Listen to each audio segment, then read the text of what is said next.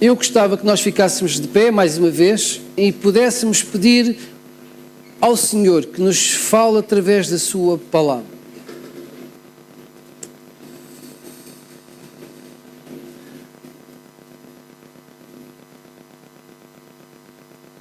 Senhor Deus, diante da tua palavra agora,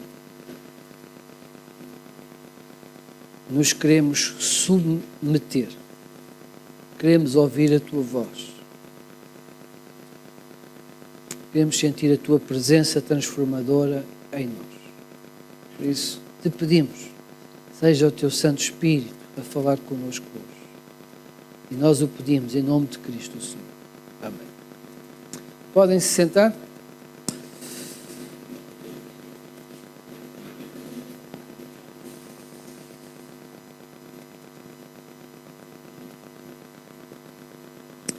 Vamos começar no versículo, eu disse 17, mas enganei-vos, é no versículo 15, versículo 1, Marcos 5, 1. E diz assim, vamos só ler um versículo. Entre mentes, chegaram à outra margem do mar, à terra dos Gerazenos. Gerazenos também podemos chamar Gadarenos, porque as traduções, tanto se podia chamar a esta cidade Gerasa como Gandara. Então, Jesus e os discípulos atravessaram mais uma vez o mar para a outra banda e foram ter a esta cidade. A cidade de Gerasa fazia parte de um conjunto de 10 cidades, a que normalmente se chama Decápolis, sendo que esta era a principal das cidades ali, naquele território da Palestina, mas que era um território gentio, ou seja, era uma parte da Palestina em que não havia judaísmo, era constituída de povos gentios. E é interessante a chegada a esta banda, a este lado do mar, porque o contexto que nós temos atrás é complicado.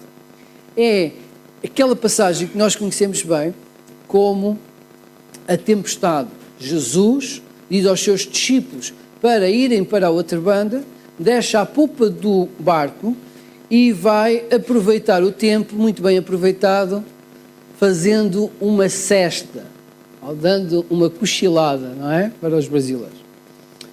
E o que é que acontece? De repente surge um enorme temporal, o vento começa a soprar e começa a lançar o barco de um lado para o outro, ao ponto dos discípulos não terem capacidade de segurar aquele barco, de controlar o barco, e a água começa a entrar no barco e eles assustam-se e pensam mesmo que vão morrer. Então, durante aquela tempestade em que o barco é lançado de um lado para o outro, o vento é arrebatador, a água começa a entrar, os discípulos estão a desesperar e Jesus está a fazer o quê? A dormir descansado. Até diz o texto que Jesus dormia sob um travesseiro, ou seja, Jesus equipou-se a rigor. E, assustados pela morte, eles então chegam perto de Jesus e criticam-no. E dizem-lhe, não te importa que nós morremos, que perecemos aqui? É então que Jesus sai lá da popa, vem até cima do barco e repreende o vento e manda o mar se acalmar. E de repente, o vento para, o mar acalma-se e, para espanto dos discípulos, tornou-se um rio tranquilo, ou um lago tranquilo. Os discípulos naquela altura só podiam dizer, mas quem é este? Mas quem é este a quem até o vento e o mar obedecem? Então, depois desta viagem, em que eles veem o poder de Jesus manifesto da natureza, que eles vão ter um encontro muito especial, vão ter uma recepção de boas-vindas muito peculiar. Versículo 2. Ao desembarcar, logo veio dos sepulcros ao seu encontro um homem possesso de espírito imundo.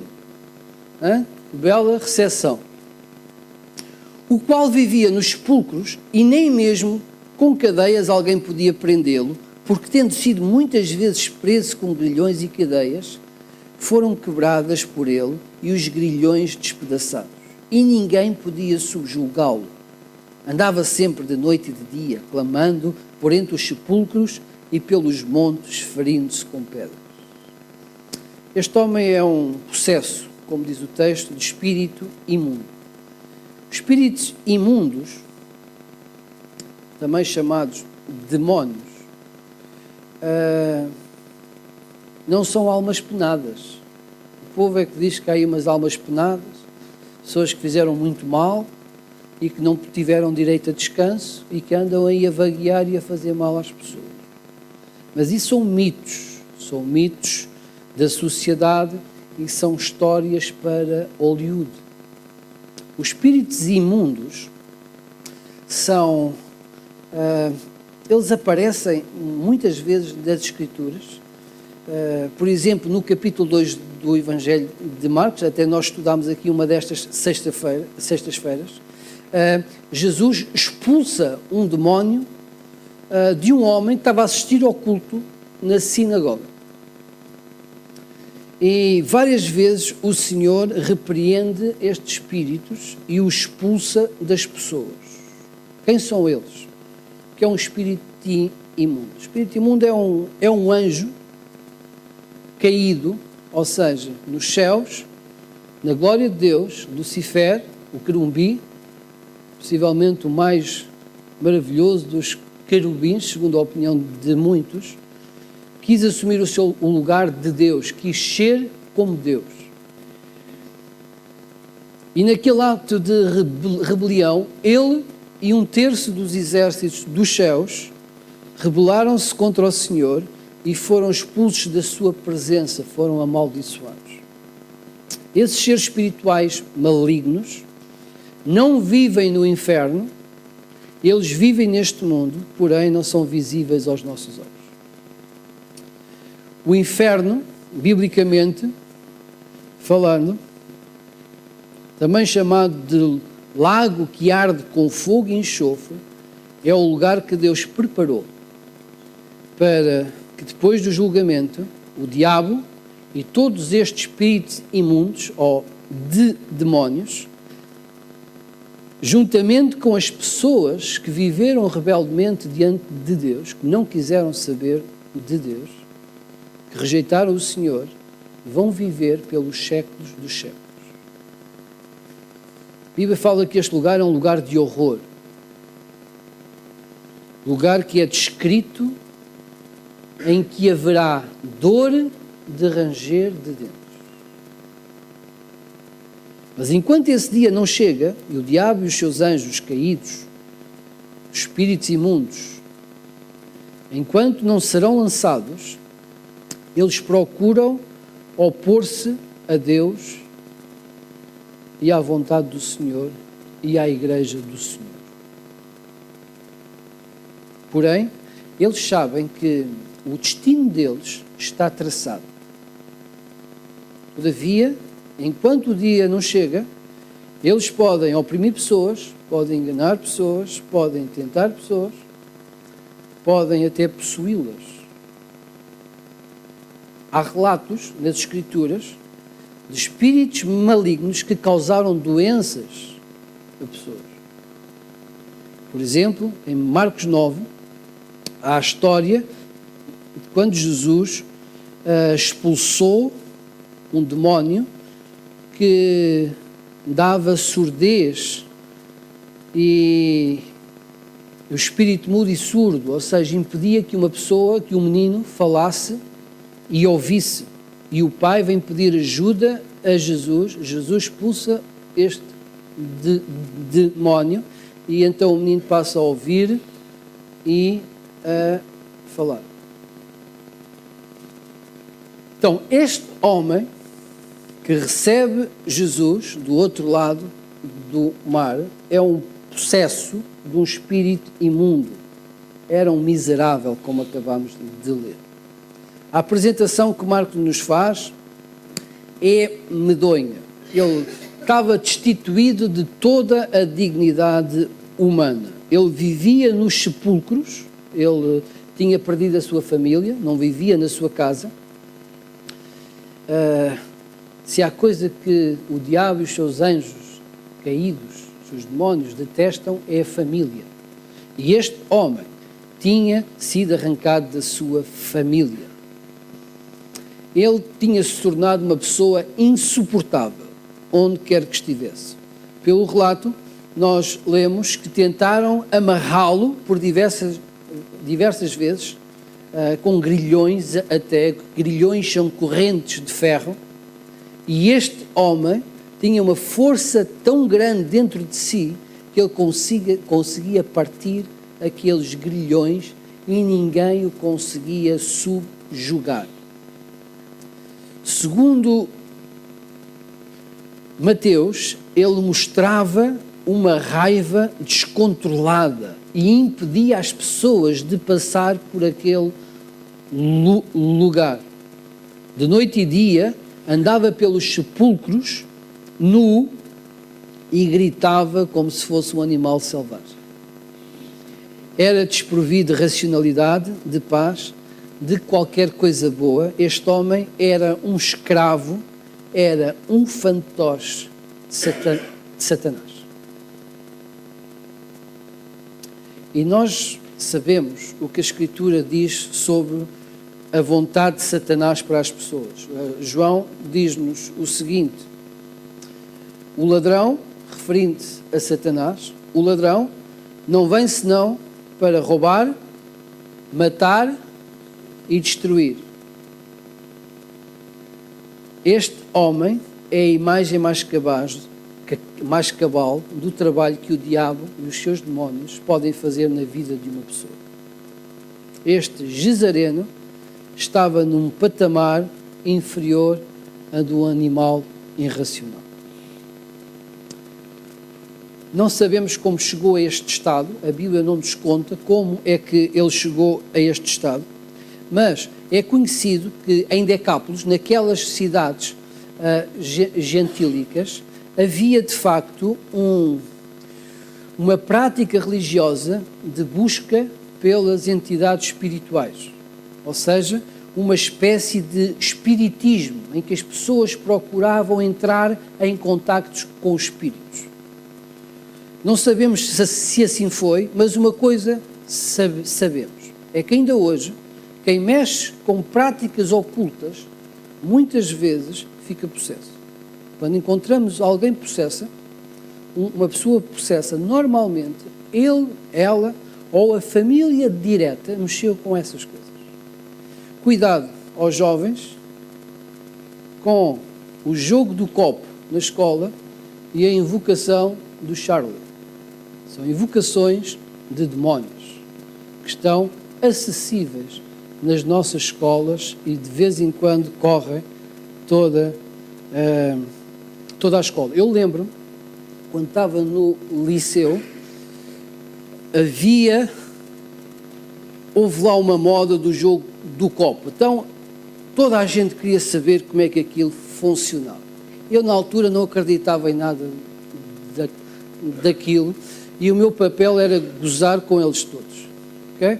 Então, eu nem crente era, eu achava aquilo uma estupidez e eu ia para ali só para gozar com aquela palhaçada toda. E o que é que acontece? Às tantas está uma moça deitada a fazer uma grande cena. E eu comecei a gozar com ela, a chamar-lhe Pazuzu e aquelas coisas assim, a gozar.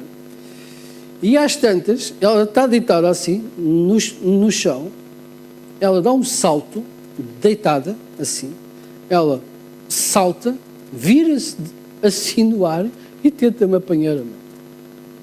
Uma coisa impressionante. Como se diz em bom português, meti o rabinho entre as pernas e fui embora e nunca mais gozei com essas coisas, nem queria saber de tais coisas. Mas que existe, e nas escolas muitas vezes faz o jogo do copo e a invocação do Charlie, que nada mais é do que invocação de demónios. Ok? Por isso, cuidado quando vos convidarem, especialmente aos jovens, para fazer parte destas atividades ocultas. Versículo 6. Jesus então chega ao outro lado e então aparece este homem destituído de toda a dignidade. Vejam o que aconteceu. Versículo 6. Quando de longe viu Jesus, correu e o quê? Adorou. Interessante, não é? O espírito imundo vai ao encontro de Jesus e o adorou. O que é que significa isto? Esta palavra é muito rica. Olha, significa, por exemplo, um cão que lambe a mão do seu dono. Significa beijar a mão de alguém a quem nós temos reverência. Significa também cair de joelhos, tocar com a cabeça no chão, em expressão de profunda reverência. Então, o demónio foi ao encontro de Jesus e prostrou-se diante de Jesus, reconhecendo a sua autoridade. Este homem que afastava as pessoas, que destruía grilhões, que não suportava ninguém à sua volta, perante Jesus, ajoelhou-se e aceitou a sua autoridade. Vejam o que diz o texto. Exclamando em alta voz, versículo 7, que tenho eu contigo, Jesus, Filho do Deus Altíssimo, conjuro-te por Deus que não me atormentes. Vamos continuar. Porque Jesus lhe dissera, espírito imundo, sai deste homem. E perguntou-lhe, qual é o teu nome? Respondeu ele, Legião é o meu nome, porque somos muitos. E rogou-lhe encarecidamente que o não mandasse para fora do país. Ora, estava ali pelo monte uma grande manada de porcos. E os espíritos imundos rogaram a Jesus, dizendo, manda-nos para os porcos, para que entremos neles. E Jesus o permitiu. Então, saindo os espíritos imundos, entraram nos porcos, e a manada, que era de cerca de 2000, precipitou-se de espinhadeira abaixo, para dentro do mar, onde se afogaram. Os porqueiros fugiram e anunciaram na cidade e pelos campos. Então, este homem chega perto de Jesus e curva-se diante, reconhecendo então como o Filho do Deus Altíssimo. Este título significa o reconhecimento da sua majestade e do seu poder. Os demónios não viram o homem de Nazaré. Os demónios viram o Filho do Deus Todo-Poderoso. O Messias prometido nas Escrituras.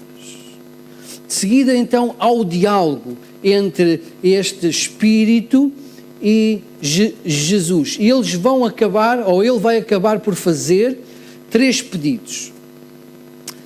Mas, à primeira, quando Jesus o manda embora, eles não saíram automaticamente. Ao contrário das outras vezes. Pelo que Jesus perguntou, qual é o teu nome? E então, o demónio diz, qual é o nome? Legião. Legião era uma unidade de 6.000 soldados romanos. 6.000 peritos de guerra. Era a máquina mais assustadora do Império Romano. Mais temível. Composta por atiradores, incendiários e flecheiros. Quando entrava uma legião numa cidade ou num povo, a vitória era certa para os romanos. Venciam qualquer exército, dominavam qualquer povo, matavam as pessoas, destruíam e incendiavam as casas. A legião era o poder invencível, era a imagem do poder invencível romano. E é desta forma que os demónios se apresentam a Jesus. Nós somos muitos, nós somos poderosos, nós somos invencíveis. Mas, curiosamente, diante de Jesus, eles dizem, não nos atormentes. Afinal, não era apenas um, era uma legião. Por que é que eles dizem para Jesus não os atormentar? Porque eles sabem que o destino deles está traçado e que eles um dia serão julgados e lançados no lago que arde com fogo e enxofre.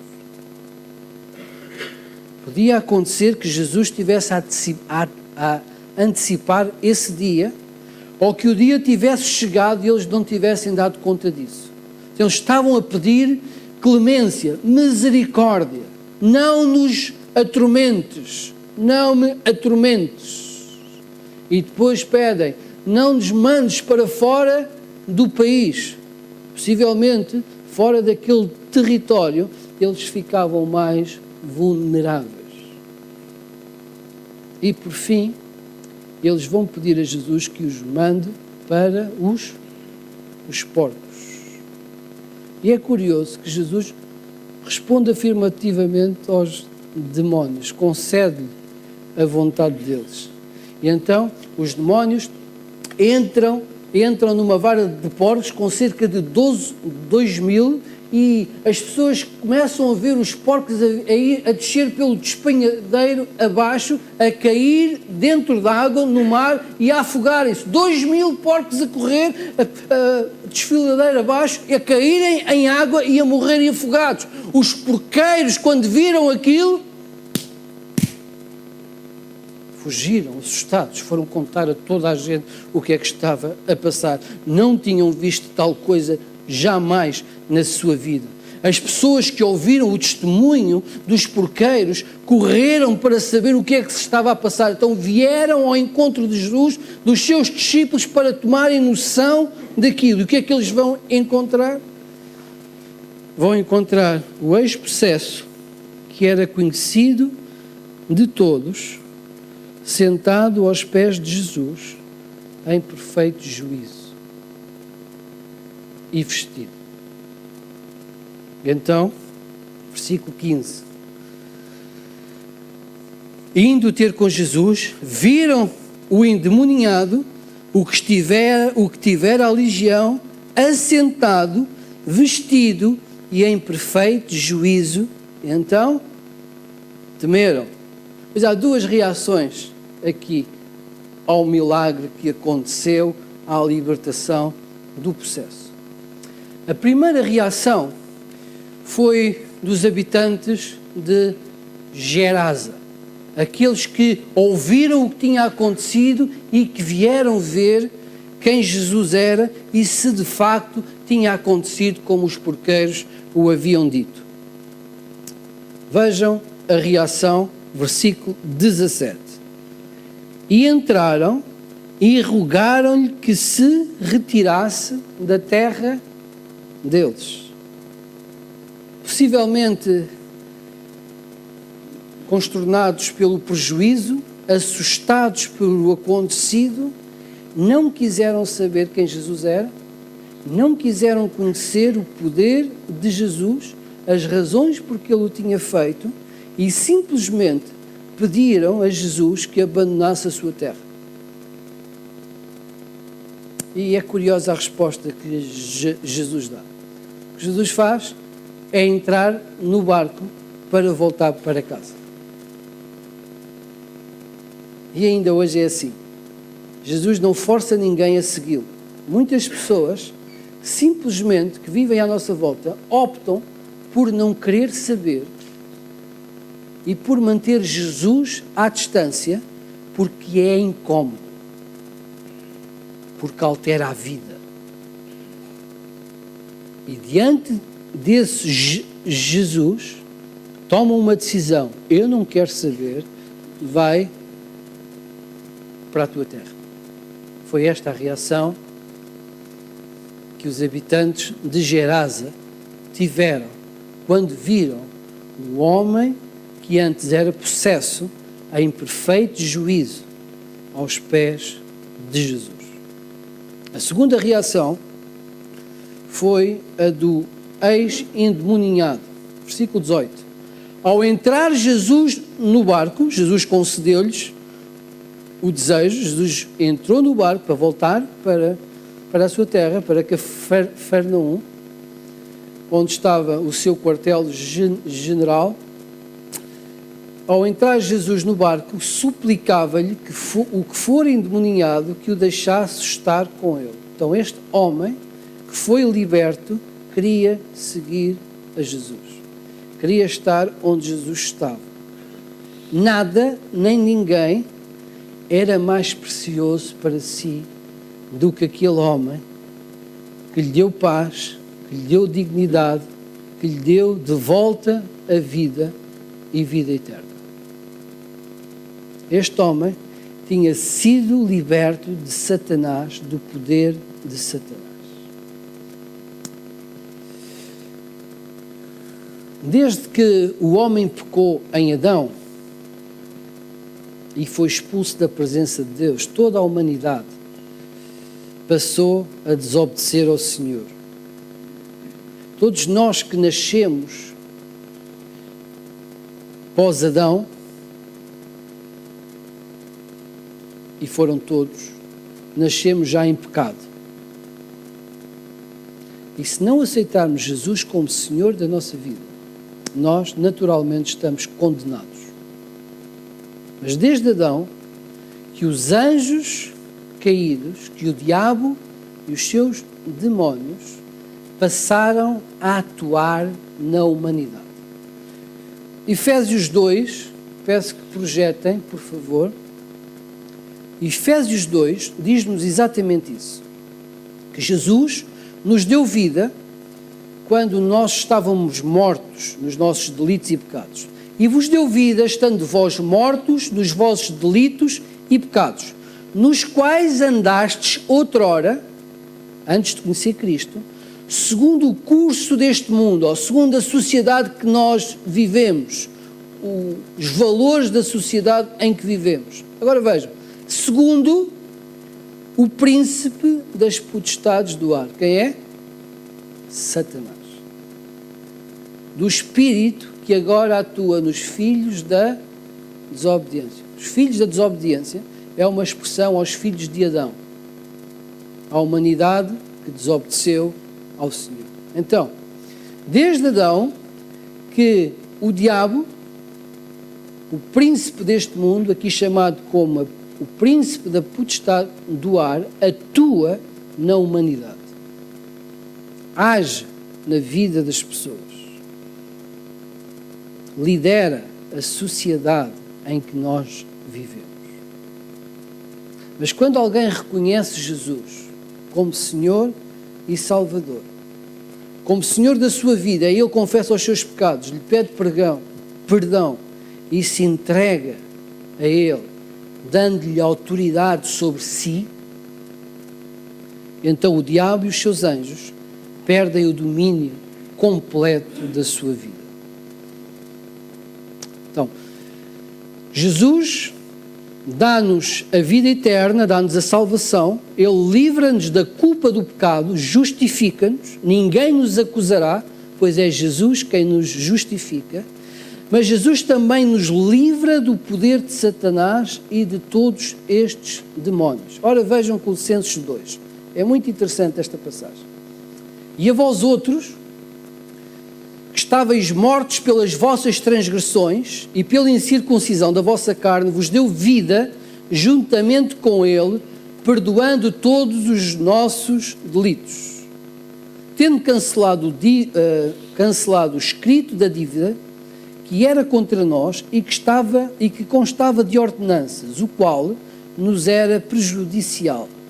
Removeu inteiramente, encravando na cruz. Agora veja o versículo 15. É aqui que eu quero chegar. E despojando os principados e as potestades publicamente, os expôs ao desprezo, triunfando deles na cruz. Este último versículo tem como base uma imagem militar. A imagem é a seguinte: quando um general, depois de uma grande campanha e de uma grande vitória, voltava à sua cidade, as pessoas recebiam-no com pompa e circunstância. As pessoas batiam-lhe palmas, proferiam palavras de elogio, mandavam-lhe flores, recebiam-no como um verdadeiro herói. Atrás do general tinha o seu exército com o despojo de guerra e os escravos que tinham sido conquistados. A estes, o povo jogava fruta podre, jogava lixo, todo o género de lixo lançava sobre estas pessoas. A ideia que aqui apresenta de despojar os principados e potestades, a imagem é quando o vitorioso colocava o pé sobre o vencido e lhe arrancava a armadura, o escudo e a espada. Despojava o inimigo, vencia o inimigo. E o que nos diz o texto, então, é que na cruz Jesus desarmou Satanás. Contra quem? Contra todos aqueles que são filhos de Deus. O diabo pode nos atrapalhar a vida, pode nos até tentar, pode influenciar, mas ele jamais tem poder sobre a nossa vida, porque nós somos filhos de Deus. Propriedade exclusiva de Deus. E nas Escrituras não há uma única passagem que demonstre a possessão de um verdadeiro crente, de um verdadeiro cristão. Não existe. Existe sim pessoas que não eram cristãs, possessas, pessoas que não eram discípulos de Cristo, que sofriam possessão e que ao encontrarem-se com Cristo foram libertas e tornaram-se discípulos, livres, totalmente libertas. A passagem do Gezareno mostra que uma legião de demónios curva-se com o rosto em terra diante do Senhor Jesus. Mostra que Jesus tem poder para libertar qualquer pessoa. Mostra que Jesus pode trazer dignidade à vida de qualquer pessoa, mesmo dos piores. Esta passagem também nos mostra que o pior dos piores é alvo do amor de Jesus. Jesus fez a viagem para outra banda, passando por uma tempestade, para se encontrar com uma única pessoa, um possesso.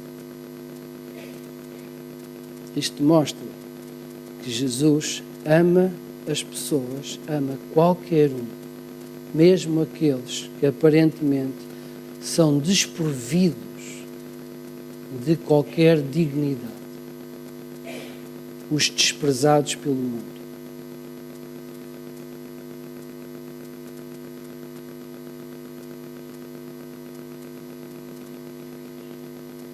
Os irmãos podem perguntar, então, eles pediram para Jesus ir embora e Jesus foi assim, sem mais nem menos. Tem todas as outras pessoas de Decápolis não ouviram o Evangelho, a salvação. Ouviram? Vejam lá o versículo 19.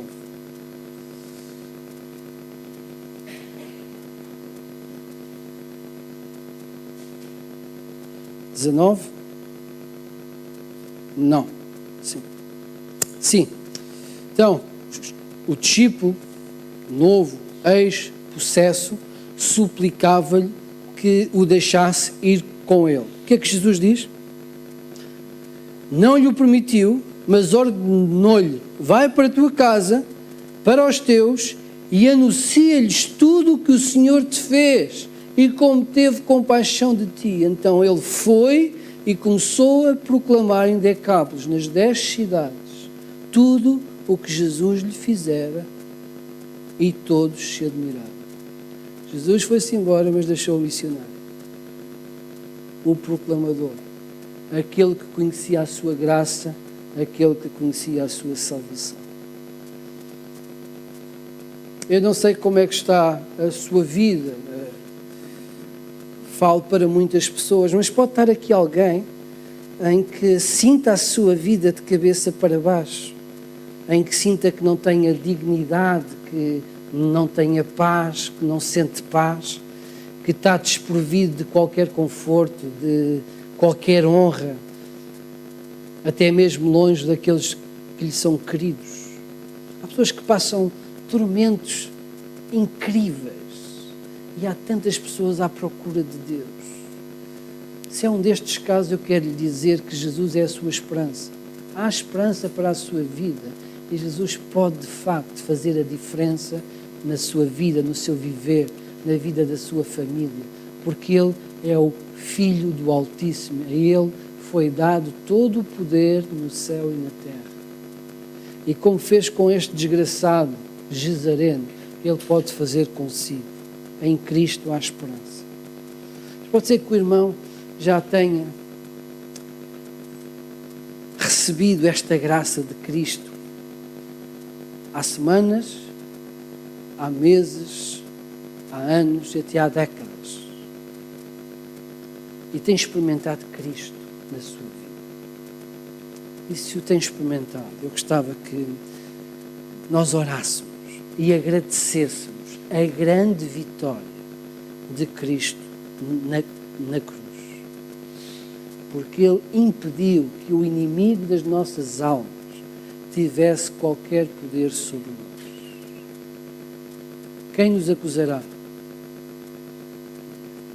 É Cristo quem nos justifica.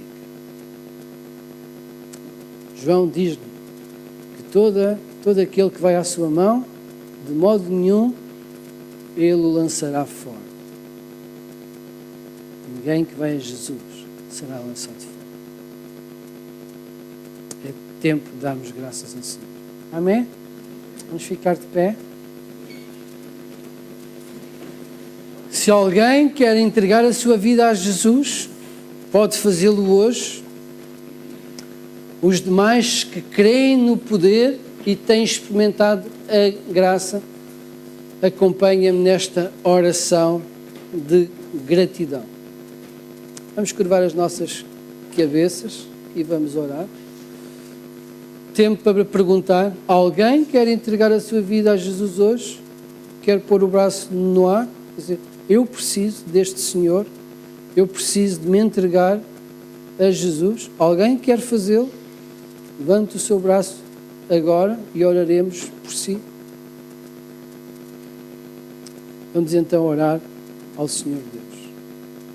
A Ti, Senhor, toda a honra e toda a glória. Nós louvamos o Teu grandioso amor. Nós louvamos a Tua vitória naquela cruz, onde despojaste todo o principado, toda a potestade, todo aquele que tinha poder de nos acusar, Senhor. Aquele que podia ter até posse na nossa vida, Senhor. Tu despojaste, tu arrancaste todas as armas, tu esmagaste a cabeça da serpente como havias prometido, Senhor. Muito obrigado pela vitória que nós temos em Ti. Muito obrigado porque somos libertos de Satanás, somos libertos da culpa do pecado e em Ti encontramos vida e vida abundante, Senhor. Por isso o nosso coração é grato pelo milagre que Tu operaste, pela Tua graça sobre a nossa vida, pelo prazer que sentimos em estar na Tua presença, Senhor, e caminharmos contigo e partilharmos a vida contigo. Muito obrigado, Senhor, por seres quem és, por fazeres o que fazes, pela tua bênção entre nós e sobre nós. Nós, gratos, nós podemos dizer muito obrigado, Senhor, muito obrigado. E fazemos-lo em nome de Cristo. Amém.